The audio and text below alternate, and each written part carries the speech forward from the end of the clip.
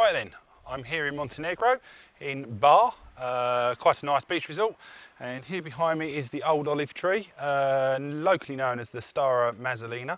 It's reportedly one of the oldest olive trees, or the oldest of its species in continental Europe.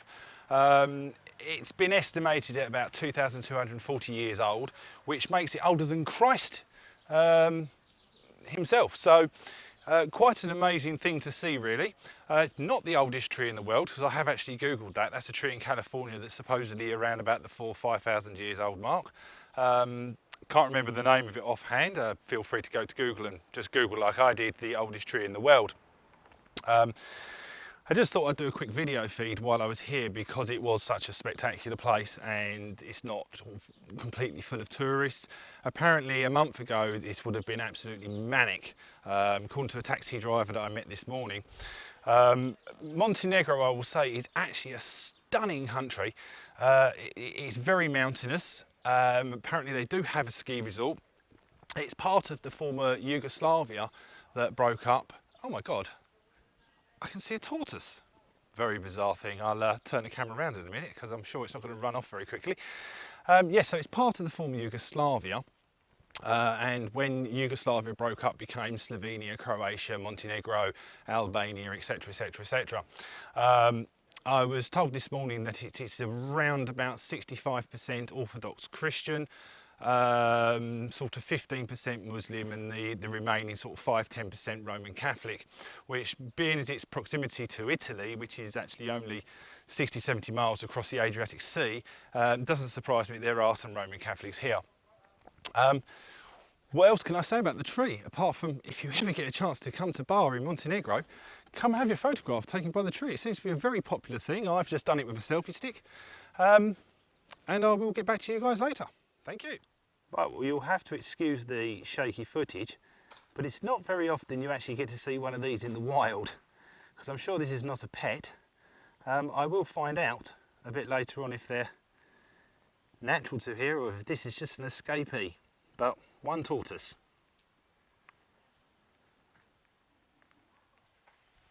Right, now, so some of you are going to think I'm very strange doing this, but let's give it a go. Apparently I've got to walk around the tree 3 times. And I will explain as I go that in tradition, the first time is for health.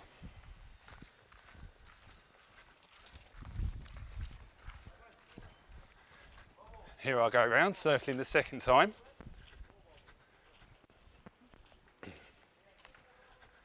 So now that's the second time round the tree, which is for happiness.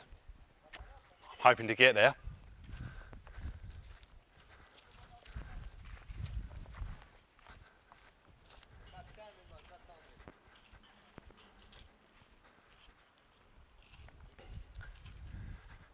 And there we go, that's 3 times around the tree. The third time around the tree is for love. So traditionally they walk around this tree 3 times for health, happiness and love. Now I've just been given this, which I'll bring forward to the camera. You probably won't be able to read it, so I'll read it for you. This is basically the certificate to say that the age of the tree has been predicted by using dendrochronological methods. The tree has many stems sharing the same root. The estimated age of the main stem is 2,240 years. Lower limit is 2007, upper limit is 2,473. So it's a very old tree. Now, the protectors of this tree actually just came out, seeing me filming, and came out and gave me this certificate, because it is very, very important to them that people understand that this tree is a protected tree. It is in an area with over 100,000 other olive trees, but this tree in particular, in their tradition, is extremely important to them, which is why they gave me the certificate. Now, the tortoise that I see wandering around a little while ago, I've just checked that out as well, and apparently they are wild to this area, and there's sort of 10 or 15 in this little park. I was told if I go rooting around the sides, I'll be able to find them easy enough. So there you go, it is official, the official certificate. Yes, age certificate for the monumental olive tree in Montenegro. Right, I'm talking to you next to another tree in the park. Apparently all of these trees around here are between 700 and 1,000 years old, which apparently is actually not uncommon for this region. Yeah, 100,000 trees, and apparently the majority of them are that sort of age. I just wanted to actually take this opportunity to actually welcome some new followers to Race Across Europe. Some people I've actually met as I've been travelling, fellow travellers. Yeah, there was a couple when I was travelling between Slovenia and Croatia the other night, a Dutch couple. I'm not going to try and pronounce their names because, quite frankly, I'll just make a tit of myself, and I'm quite good at doing that, I know, but there's no point of forcing the issue, and I don't really want to upset someone by calling them the wrong name. So yeah, there was this couple, a Dutch couple, on the train a few nights ago, like I say, from Slovenia to Croatia. She was an interior designer, 24 years old. He was something to do in the psychology world, a psychiatric nurse or something like that. A very interesting couple. They're actually married. They decided to take a year or two out, come down to the Balkans and basically work for board and lodgings to live the simpler life and just see a bit more of the world, see a bit more of Europe. The next person I met, which was on the train travelling into Belgrade, Serbia, a Norwegian guy who's, funnily enough, he's just actually friended me on Facebook. Again, a great guy. Not going to try and pronounce his name. I'll have to speak to him later to get the proper pronunciation. Yeah, Norwegian guy from Bergen, I think he is. He was interested in Mumbles and my travel companion. And he took a picture of Mumbles, and because a lot of these guys haven't got data on their phones like I have, they've taken pictures of my phone, and then they've sort of added, bloody chainsaw, typical. Then they've added themselves to Race Across Europe. And then the last person, a German lass called Lydia. She actually, very interesting story. I was sitting on the train with her all the way from Belgrade to Montenegro here. She grew up, the early few years of her life, she grew up behind the Iron Curtain in in Berlin, in East Berlin, or one of the villages around.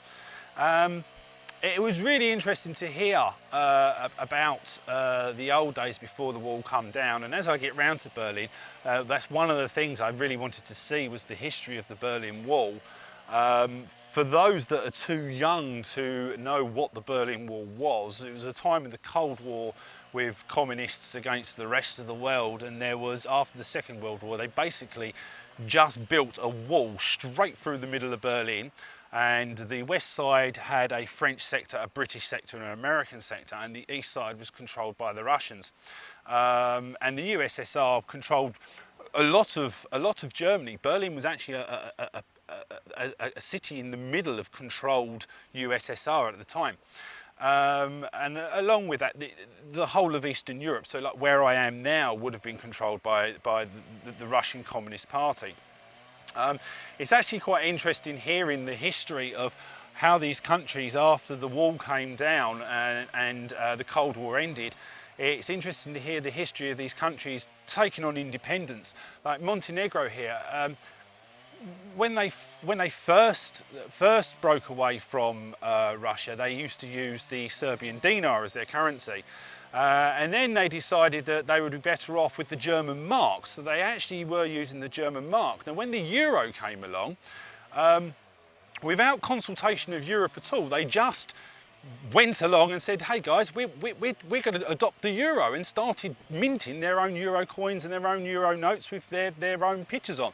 And the rest of Europe, sort of, you know, they're supposed to have consultation with the other, I believe it was 12 countries in the euro, supposed to have consultation and agreement and treaties and stuff to go into the euro, just kind of went, well, fine, go for it. So they've now adopted the euro, which is quite handy. And to be honest, it's damn cheap. This is probably one of the cheapest eurozones. So Yeah, it's really interesting country, Montenegro. I would actually like to come back here in the winter. I've been told it can get as cold as sort of 7 or 8 degrees, but can be minus 20 up in the mountains. They do have a ski resort 100 odd kilometres away. So yeah, it would be nice to come back here in the winter and have a look at that.